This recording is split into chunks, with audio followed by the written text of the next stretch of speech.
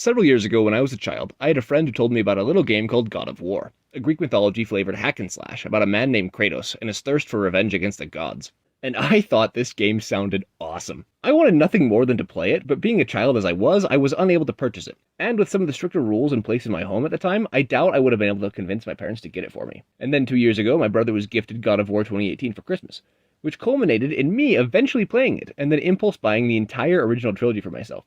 And oh man, is this series great. I'm a huge fan of history and mythology, plus the light puzzle elements and almost non-stop action of the games is just a phenomenal combination. Now as far as D&D is concerned, I think I surprise absolutely no one when I say Kratos is a barbarian. Of all the characters I've talked about and all the classes I've discussed, I don't think any single character will be as cut and dry as Kratos. In the past, when I've talked about barbarians, I say that I'm not looking for an angry personality, since that alone does not necessarily make one a barbarian.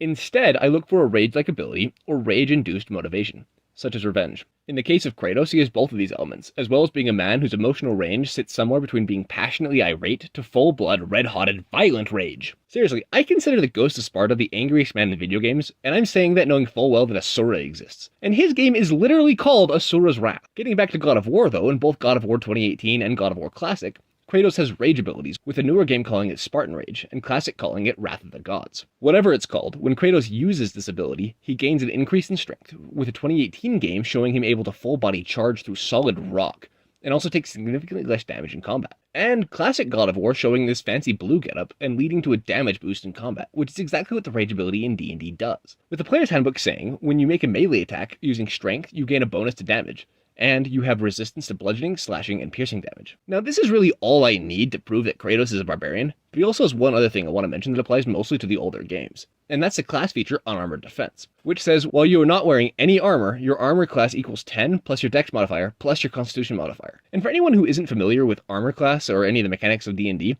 this basically means a barbarian character cannot wear armor and not have it be a problem for them. And especially in the original trilogy, Kratos doesn't wear much in the way of armor, opting to show the world his glorious abs and pecs instead. But he doesn't seem to be disadvantaged, especially since we see other characters wearing armor, and showing us that it's essentially papier-mâché.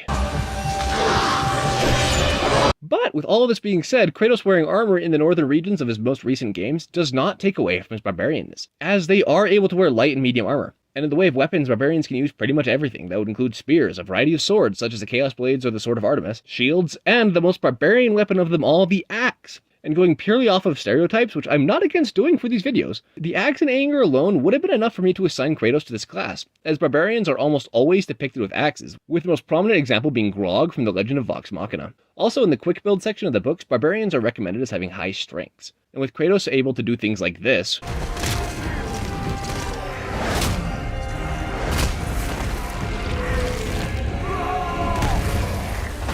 which generates reactions like this.